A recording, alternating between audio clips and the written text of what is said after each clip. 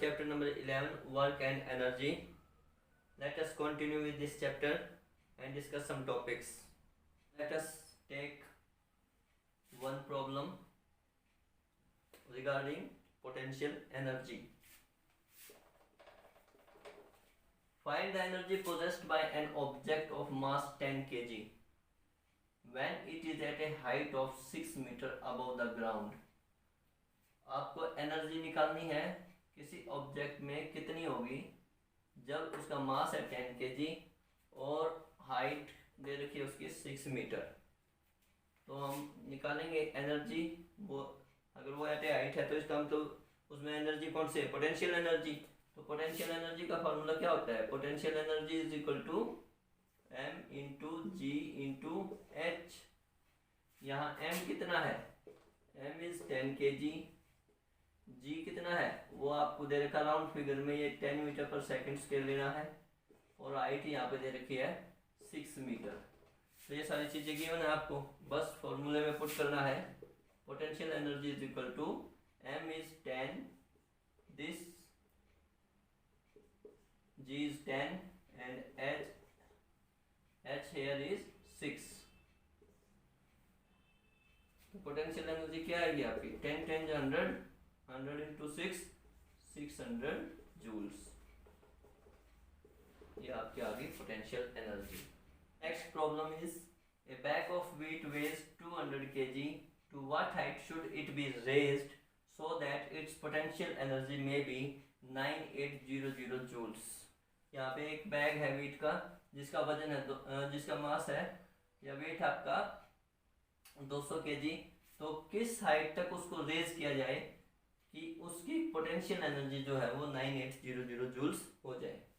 ठीक है, तो अभी हम क्या करेंगे, इसमें सेम फॉर्मूला लगाएंगे, potential energy is equal to m into g into h. Okay, potential energy हमें गिवन है 9800, मास 200 kg है, g की वैल्यू 9.8 होती है, 9.8 मीटर पर सेकंड स्क्वायर। h हमें निकालना है, तो h इधर रख के बाकी इधर ले जाएं, तो h क्या आ जाएगा, h is equal to 9800 divided by 200 into 9.8। ठीक है, इसका 9.8 पॉइंट हटा के 98 इंटू 10 यहाँ पे मैं कर दूं,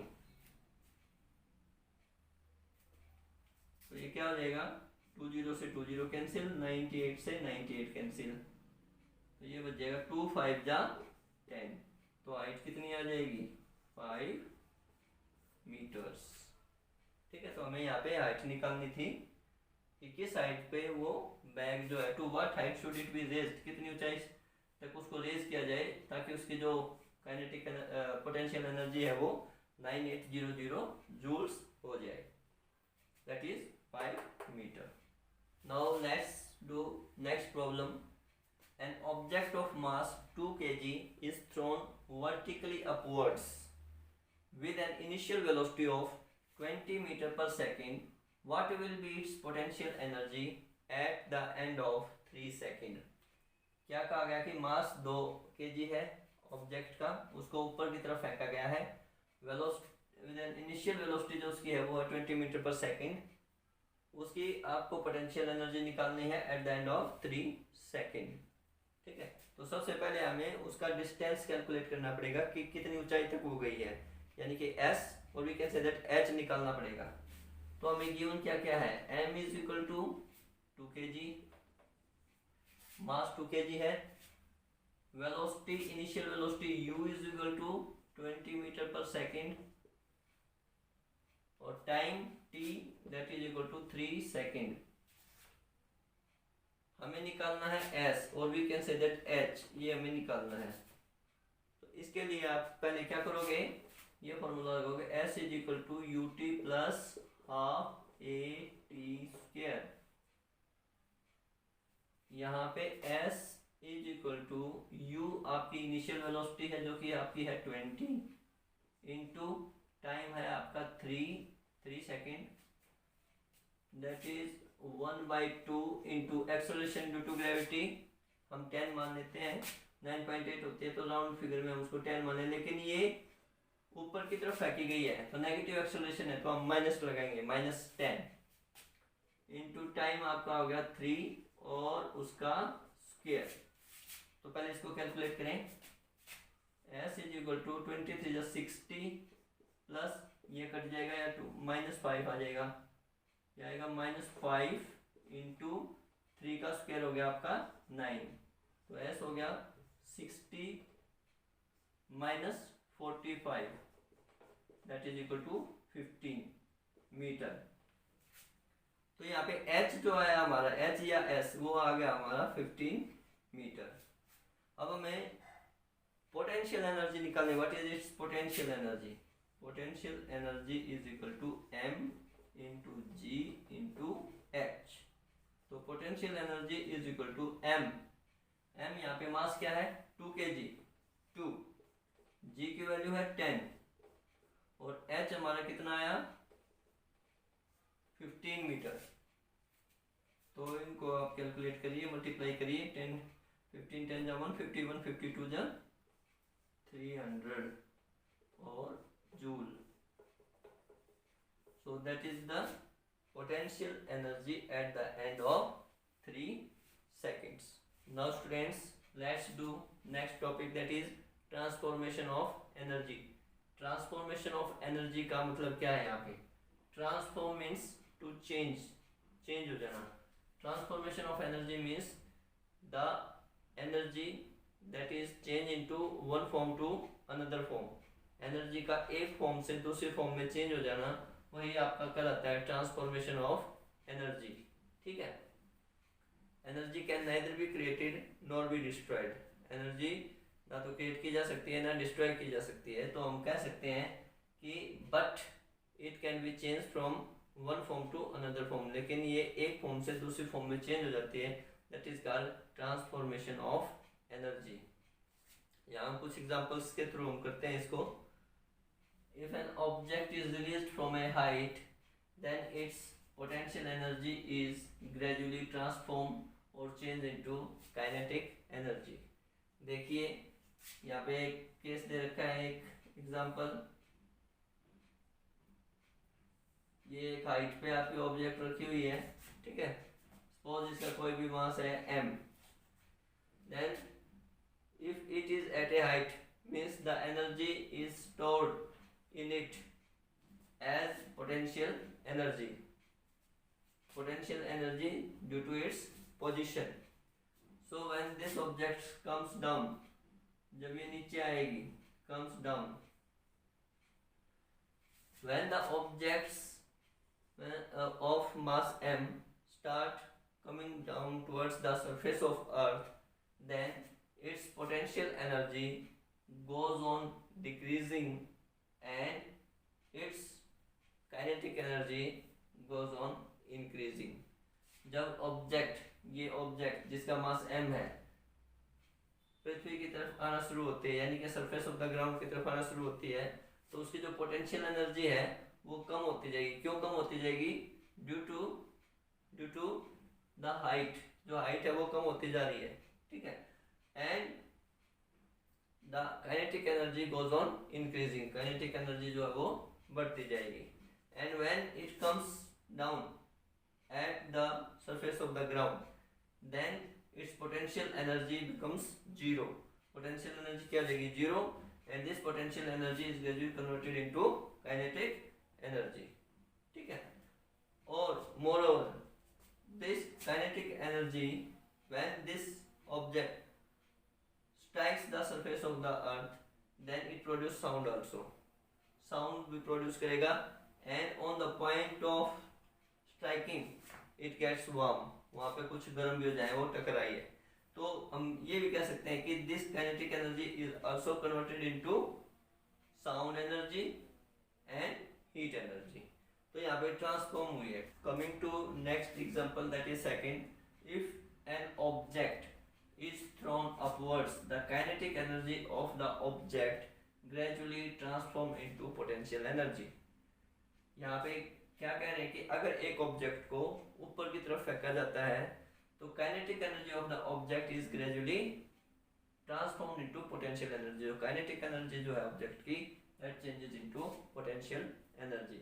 देखिए कैसे, मान लो कोई आपके हाथ में बॉल है, कोई ऑब्जेक्ट से, इट इज ए बॉल और ए स्टोन, अगर हम उसको ऊपर की तरफ फेंकते हैं, then its velocity goes on decreasing, उसकी वेलोसिटी जो है वो कम होती जाएगी। It means its kinetic energy is also decreasing, उसकी जो काइनेटिक एनर्जी है वो भी क्या है, डिक्रीज होती जाएगी।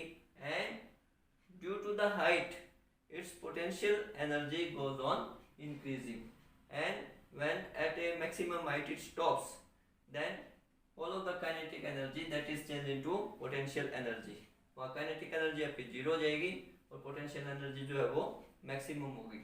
means potential energy is due to its position there। Third है आपका third example, at a hydroelectric powerhouse the potential energy of water is changed into kinetic energy then into electrical energy. Transformation का एक और example है यहाँ पे hydro electric power house. जो hydro electric power house का मतलब क्या है कि जहाँ बिजली बनती है पानी से, ठीक है। The potential energy of water is change into kinetic energy, वहाँ पे पोटेंशियल एनर्जी जो है चेंज होती है काइनेटिक एनर्जी में, और फिर वो वही काइनेटिक एनर्जी चेंज होती है किसमें, इलेक्ट्रिकल एनर्जी में। ट्रांसफॉर्मेशन दिखा रखा है, देखिए water is stored in the huge dams, पानी जो है ऊपर डैम में स्टोर किया जाता है, बहुत सारा पानी स्टोर किया होता है, ठीक है। इसका मतलब उसकी अपनी कोई पोटेंशियल एनर्जी है, क्योंकि वो हाइट पे है तो वहां पे उसकी पोटेंशियल एनर्जी है।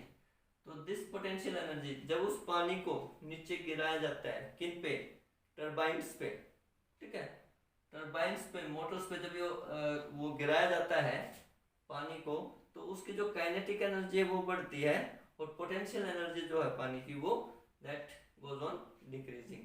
तो काइनेटिक एनर्जी बढ़ गई, उस काइनेटिक एनर्जी ने क्या किया, जो टर्बाइन्स के जो व्हील्स थे उनको रोटेट किया, रोटेट कर दिया। जब व्हील रोटेट होंगे, when the wheels are rotated then electric energy is produce, तो उनसे क्या प्रोड्यूस होगी, इलेक्ट्रिक एनर्जी।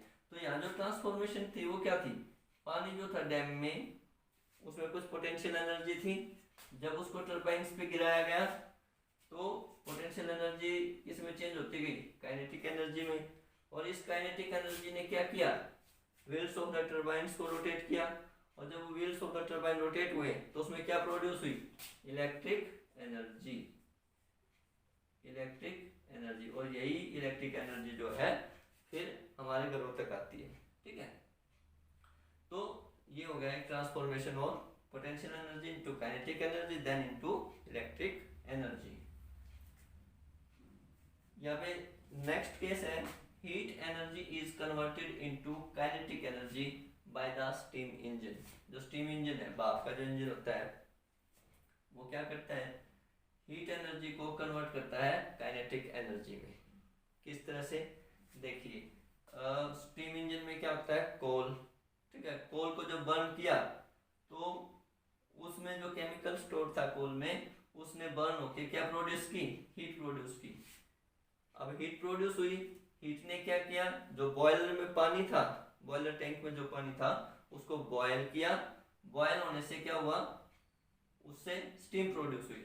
अब स्टीम ने क्या है, प्रेशर लगाया किस पे, पिस्टन पे, जो इंजन है स्टीम इंजन का जो पिस्टन है उस पे प्रेशर लगाया और उसने व्हील्स को रोटेट किया, ठीक है। तो यहाँ पे जो एनर्जी कन्वर्जन हो रहा है या ट्रांसफॉर्मेशन हो रहा है वो क्या हो रहा है, जो हीट एनर्जी था, हीट एनर्जी कब प्रोड्यूस हुई थी, जब कोल बर्न हुआ था, ठीक है, उसने किस में चेंज कर दिया एनर्जी को, इनटू द काइनेटिक एनर्जी। जब स्टीम इंजन मूव करेगा मींस वो काइनेटिक एनर्जी में चेंज होगा। Heat energy produced by the burning of coal, then this heat energy is used to heat the water in the boiler, then after that the water converts into steam and this steam makes the piston to move the wheels of the steam engine, and we can say that it is changes into kinetic energy. तो यहाँ पे heat energy किस में change होगी, kinetic energy. तो यहाँ पे कुछ एग्जांपल्स जो है हमने डिस्कस किए, जिसमें हमने देखा कि जो एनर्जी है वो ट्रांसफॉर्म हो रही है, ट्रांसफॉर्म मीन्स चेंज हो रही है into one form to another form. So energy can neither be created nor be destroyed, but it can change और it can transform from one